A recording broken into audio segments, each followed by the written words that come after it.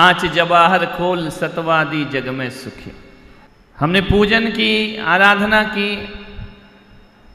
4 भाव होते हैं, उत्तम, क्षमा, मार्दव, आर्जव, भाव है। ये क्या है? ये क्रिया नहीं है, ये क्या है? परिणाम है।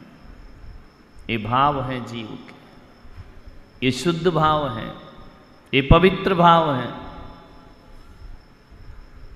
उन भावों की प्राप्ति कैसे होगी? सत्य, शौच, संयम, तप, त्याग, उपाय है। सच बोलोगे तो क्षमा आएगी, सच बोलोगे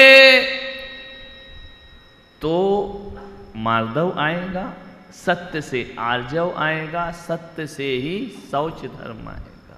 ये 4 उपाय हैं, सत्य, संयम, तप, त्याग। और जिन 4 उपायों से जब इन 4 भावों को प्राप्त कर लिया जाता है तो आकिंचन ब्रह्मचर्य धर्म 10 सार है। तो जीवन का सार क्या होता है? आकिंचन्य और ब्रह्मचर्य। हमने 4 भावों की साधना कर ली, उन्हें प्राप्त करने के 4 उपाय आज से शुरू होंगे। पूजन रोज पढ़ते हैं, अर्थ जाने महाराज, म्यूजिक जाने संगीतकार, सामग्री जाने कमेटी। अपने को तो स्वाहा स्वाहा और आना जाना जानो। आज सत्य है, सत्य से बढ़कर कोई और मुक्ति प्रदाता हो ही नहीं सकता है। हर आदमी कहता है मैं झूठ सुनना पसंद नहीं करता, लेकिन बोलना, बोलो, हमको झूठ बर्दाश्त नहीं है। सुनना या बोलना? बोलना तो तुमको बहुत अच्छा लगता है, सुनना बर्दाश्त नहीं। हम किसी से झूठ सुन नहीं सकते, हमको झूठ सुनने से नफरत है, बोलने से नफरत नहीं है। ध्यान रखना, आज का धर्म सुनने का नहीं, बोलो, बोलने का। जिनका कोई औचित्य नहीं है उन बातों में झूठ बोलता है। जिनसे जीवन में कोई बड़ा संकट नहीं आ रहा है उस बात में भी झूठ बोलता है, अनावश्यक झूठ। इतना झूठ क्यों बोलता है आदमी? सच क्यों नहीं बोलता? कभी ख्याल किया? ये सारी दुनिया झूठों की है। ये सब सत्यवादी बैठे हैं क्या? नहीं, सत्यवादी जग में सुखी। यदि तुम दुखी हो तो इसका मतलब तुम सत्य नहीं बोलते हो। यदि तुम दुखी हो तो तुम सत्य को नहीं जानते हो। यदि तुम दुखी हो, पीड़ित हो, अवसाद में हो, दर्द में हो, वेदना में हो, झूठ की वजह से। सच होगा तो भय नहीं होगा, सच होगा तो दर्द नहीं होगा। ये बात अलग है कि सत्य की साधना बड़ी कष्टदायी होती है। मालूम है क्यों झूठ बोलते हैं? क्योंकि हमेशा सत्य को प्रताड़ित किया जाता है, सत्य को डांट पड़ती है, सत्य को मारा जाता है, सत्य को पीटा जाता है, झूठों का सम्मान हुआ करता है। ध्यान रखना। एक बच्चा स्कूल गया, उसका पिता मेरे पास आया, बोले महाराज आज मेरे जीवन की साधना खत्म हो गई। इनका क्या हुआ? बोले मैंने एक सपना देखा था, मैंने एक सोचा था, अपने जीवन का एम बनाया था कि आज कुछ भी हो जाए मेरे जीवन में, मैं अपने बच्चे को सच बोलना ही सिखाऊंगा। लेकिन आज महाराज मुझे पता चला कि मेरे बच्चे ने मुझसे झूठ बोला, मेरा दिल टूट गया। लगा कि मैंने अपना परिश्रम, मेरी साधना इस बच्चे ने व्यर्थ कर दी। बच्चा साथ में था, नजरें झुकाए था। मैंने कहा बेटा तुमने झूठ बोला? बोले हाँ। मैंने कहा चलो कम से कम ये तो सच बोला, नहीं तो आदमी तो झूठ भी ऐसे बोलता है जैसे सच बोल रहा हो। उसने कहा कि हाँ मैंने झूठ बोला। मैंने कहा क्यों झूठ बोला? उसकी नजरें झुक गई। बोले महाराज मैं स्कूल गया, टीचर ने पूछा कि कौन कौन बच्चा होमवर्क करके नहीं लाया है। मैं खड़ा हो गया, मैंने होमवर्क नहीं किया। कल मेरे सिर में दर्द था, मैं खड़ा हो गया। टीचर ने आए, मुझे पनिशमेंट दिया, मुझे डांटा, मुझे मारा। तुम इनके इसमें तुमने झूठ क्या बोला? बोले महाराज जब मैंने देखा कि मेरे बाजू में मेरा दोस्त होमवर्क करके नहीं आया, वो खड़ा नहीं हुआ, वो बच गया और मैं खड़ा हुआ और मुझे मार पड़ी। तो मुझे लगा कि मैंने इतना सच क्यों बोला कि होमवर्क करके नहीं लाया। मैं भी बैठा रहता तो मैं भी बच जाता मार से। फिर घर आकर बोले मैंने पिताजी को कुछ नहीं बताया। मुझे ये लगा कि यदि पिताजी को बताऊंगा तो ये भी मुझे मारेंगे, तो मैंने इनसे भी झूठ बोला। लेकिन मेरे टीचर का फोन आ गया कि तुम्हारा बच्चा होमवर्क नहीं करता है। सच सामने आ गया। मैंने उसके पिता से कहा कि देखो बच्चे ने झूठ क्यों बोला, ये सिखाया माँ बाप ने।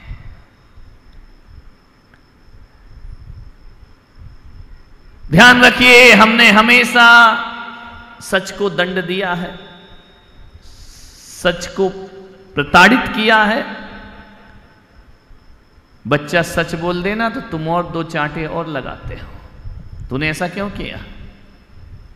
मान्यवर, काश ये दुनिया झूठ को प्रताड़ित करती और सत्य को सम्मानित करती तो सारी दुनिया में सत्यवादी बनने की होड़ लग गई होती। ध्यान रखना। लेकिन झूठों की होड़ लगी, हर कोई झूठ बोलता है। झूठ बोल करके हर आदमी अपना काम निकालना चाहता है, अपनी स्वार्थ की सिद्धि करना चाहता है। झूठ बोल करके आदमी अपने काम बना करके आगे बढ़ना चाहता। सच का सम्मान करो। ये दुनिया किसका सम्मान करती है? झूठों का या सच का? झूठों का सम्मान करती है, क्योंकि जब भी इस धरती पर कोई सत्य आता है, जब महावीर जैसा सत्य आया तो दुनिया ने उन्हें प्रताड़ित करना प्रारंभ कर दिया। राम जैसा सत्य आता है तो रावण उन्हें प्रताड़ित करता है। कृष्ण कभी सत्य बन के आते हैं तो कंस उन्हें प्रताड़ित करता है। तो पारसनाथ कभी सत्य में जीते हैं तो कमठ उन्हें प्रताड़ित। हर हीरो के साथ विलन है, ध्यान रखना। हर हीरो के साथ विलन है। बाकी तीर्थंकरों का इतना नाम नहीं जितना पारसनाथ का, जितना ऋषभदेव का, जितना महावीर का। और तीर्थंकरों को कोई जय भी नहीं बोलता।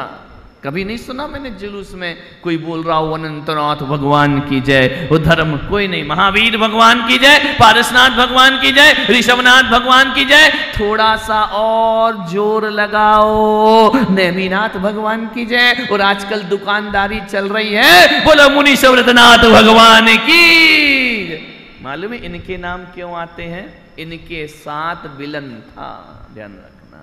महावीर पर भी उपसर्ग हुए, पारसनाथ पर भी उपसर्ग हुए। जिनके साथ विलन होता है ना, उस हीरो को ही दुनिया में जाना जाता है। ध्यान रखिए। तो जिन जिन के साथ विलन रहे, जिन जिन के साथ खलनायक रहे, वो दुनिया में याद। लेकिन इन खलनायकों ने जीने नहीं दिया। चंदन वाला सत्य में जी, उसे भरे बाजार में बेच दिया गया। माने तुंग सत्य में जिए, उन्हें कैद कर दिया, 48 ताले डालकर जेल के अंदर। गज कुमार सत्य में जिए, जलती हुई अंगीठी उनके सिर पर रख दी जाती है। मान्यवर, ये ठगों की दुनिया है, हर कोई ठग रहा है। ध्यान रख, एक दूसरे को ठगने में लगे हो, और तो और तुम अपनी आस्थाओं को ठगते हो, और तो और तुम अपनी श्रद्धाओं को ठगते हो, और तो और सिद्धांतों को ठगा करते हो। ठगों का धर्म है, ध्यान रखिए, सब ठग रहे हैं एक दूसरे को। कौन किसको कितना मूर्ख बना सकता है, वो उतना सफल आदमी है। ध्यान रखिए, सच बोलो सच बोलो, सच बोले तो बुरा मान गए। जो देखो वो क्या बोलता है, सच बोलना, सच बोलो सच बोलो, सच बोला तो बुरा मान गए।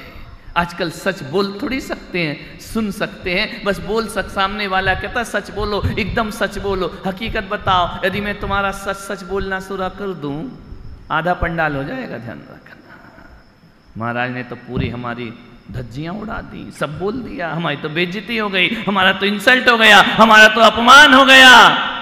सच को सच बोलना बहुत कठिन है। सच बोलिए सच बोलिए, झूठ ने झूठ से कहा सच बोलो। ध्यान रखिए, झूठ ने झूठ से कहा सच बोलो। भीतर झूठों की मंडी है, दरवाजे पे लिखा है सच बोलो। ध्यान रखना, इतना आसान है सच, बहुत कठिन है, बर्दाश्त नहीं कर पाओगे। लेकिन आज का धर्म केवल सच बोलने का धर्म नहीं है। महावीर कहते हैं कि सच बोलने का मतलब ये नहीं कि जैसे को तैसा बोल देना, जैसे को तैसा बोलना सच नहीं, ये भी झूठ हो सकता है। महावीर का दर्शन थोड़ा अलग है, जैनागम थोड़े अलग हैं। यहां पर सच को बोलना नहीं, एक बात याद रखना, झूठ मन में पैदा होता है, मुख से प्रकट होता है। झूठ कहां पैदा होता है, झूठ के षड्यंत्र कहां रचते हैं, भीतर रचते हैं। प्रकट कहां से होता है, मुंह से। ध्यान रखिए, ये जो लाइट दिख रही है, ये पैदा तो पावर हाउस में होती है, प्रकट एक बल्ब में हुआ करती है। ध्यान रखना, आपसे निवेदन है कि झूठ जो है वह भीतर है और वह प्रकट होता है, मुखरित होता है मुख के माध्यम से। तो मैं आपसे निवेदन करना चाहता हूं कि सच के लिए आज उत्तम सत्य धर्म है, सच बोलना जरूरी नहीं है। ध्यान रखिए, तुम सच बोलने को उत्तम सत्य समझते हो, जैसे को तैसा बोल देने को उत्तम सत्य समझते हो क्या? भगवान महावीर कहते हैं मुख से भी सच होना चाहिए और मन से भी सच होना चाहिए। नहीं तो कभी कभी क्या होता है, मुख से तो सच होता है लेकिन मन से झूठ का षड्यंत्र चलते रहता है। मुंह से तो सच बोलते हैं, ध्यान रखना, आदमी मुंह से झूठ कम बोलता है, मन में झूठ ज्यादा सोचता है। कठिन है सत्य धर्म। ऋषभदेव तीर्थंकर मौन हो गए दीक्षा लेते, बोलने नहीं। अंतिम तीर्थंकर भगवान 12 वर्ष के लिए मौन हो गए। कामदेव बाहुबली 12 माह के लिए मौन हो गए। क्या कर रहे थे लोग जंगलों में बैठकर? मौन लेने को सत्य धर्म नहीं कहते। यदि मौन लेना ही सत्य धर्म होता तो पेड़ पौधों को कब का मोक्ष हो गया होता। ध्यान रखना, वो तो बोलते भी नहीं है, उनके पास तो भाषा वर्गणा भी नहीं है, उनके पास तो भाषा भी नहीं है। ध्यान रखना, वो बोलते नहीं, उनके शब्द वर्गणाएं पेड़ पौधों के पास नहीं है। एक इंद्रिय जीव, निगोदिया जीव सबसे पहले मोक्ष को प्राप्त कर गए होते यदि मौन लेने से कोई मोक्ष को सच बोलता है। ध्यान रखें, न बोलने से भी सत्य का कोई संबंध है, न मौन से सत्य का कोई संबंध है। मान्यवर, मजे की बात है, 1000 वर्ष ऋषभदेव सत्य बोल रहे थे या मौन बैठे थे? बताइए, इतना तो मालूम होगा। मौन तपस्या कर रहे थे। तो वह नहीं बोलकर सत्य धर्म को उपलब्ध हुए, फिर तो गूंगे आदमी सबसे पहले उत्तम सत्य को प्राप्त कर लेंगे। नहीं, ऋषभदेव 1000 वर्ष सत्य बोलने का प्रयास नहीं कर रहे थे, वे सत्य को जानने का प्रयास कर रहे थे। और जैन दर्शन कहता है कि बोलना नहीं, सत्य को जानना महत्वपूर्ण है। बोलने से क्या होता है? जैसा देखा वैसा बता दिया, वो ऐसा कर रहा था, बिल्कुल आंखों देखी बात, मैं बिल्कुल झूठ नहीं बोल रहा हूं, वो उत्तम सत्य नहीं है। सत्य को जानो। ऋषभदेव 1000 वर्ष सत्य को जानने की साधना कर रहे थे। महावीर 12 वर्ष सत्य को जानने की साधना कर रहे। तुम भी सत्य को जानो। ध्यान रखिए, बोलना या नहीं बोलना इससे कोई फर्क नहीं पड़ा करता है। उत्तम सत्य धर्म है, यह केवल जानने का धर्म है, बोलने का धर्म नहीं। सच को सच जानो, जानना महत्वपूर्ण हुआ करता है। और जिस दिन ऋषभदेव ने सत्य को जान लिया, केवल्य को प्राप्त कर लिया, झमाझम बरस पड़े दिव्य ध्वनि बन करके दुनिया पे। ध्यान रखना, सत्य को जानो। तुम सच बोल तो लेते हो, लेकिन सत्य को जानते। सत्य क्या है? जगत मिथ्या ब्रह्म सत्य। ये जो विषय भोग है ना, ये सब असत्य है। ये विषय वासनाएं हैं ना, ये सब नश्वर है। नश्वर को नश्वर जानो और अविनश्वर को अविनश्वर जानो, इसे बोलते हैं उत्तम सत्य धर्म। ध्यान रखना, जो नश्वर है, जो मिटने वाला है, अहंकार नश्वर है, क्रोध नश्वर है, मान नश्वर है, मायाचारी नश्वर है। इन नश्वर को नश्वर समझो। नश्वर यानी मिटने वाले हैं, ये क्षणिक हैं, ये स्थायी नहीं है। ध्यान रखना, स्थायी तो मेरा जीवन का आनंद हुआ करता है। स्थायी कोई तत्व है तो वह आत्म तत्व हुआ करता है। ये जो कपड़े ये पहने, ये जो 10 दिन की साधना के बाद फिर क्या होगा? बोलो। गया ना, तो ये भी नश्वर है। ध्यान रखना, जो रंगीन पहनोगे वह भी नश्वर है। नश्वर को नश्वर जानो और अविनश्वर को अविनश्वर जानो। जो इस तत्व को जान लेता है, हकीकत में वो ही सत्य को जानता है। और इस सत्य को जानने के बाद जो दुनिया से बोलता है वह सत्य वचन हो जाया करता है। शरीर क्या है? नश्वर। लेकिन कैसे जीते हो? किसी की मौत हो जाए ऐसे कहते हो बेचारा चल बसा, जैसे तुम्हारा नंबर ही नहीं आना हो। ध्यान रखना, वो गया, तेरा इंतजार है, जा मेरे भाई। ध्यान रखना, आज नहीं तो कल तुझे भी जाना है। लेकिन जब मौत होती है तो हम पड़ोसी की तरफ देखने लगते हैं। ध्यान रखिए, मृत्यु तो सबकी, मृत्यु सत्य है। ध्यान रखना, दुनिया में 2 ही चीज सत्य हैं, एक मौत और एक परमात्मा। ध्यान रखना, इसके अलावा कुछ भी सच नहीं इस धरती।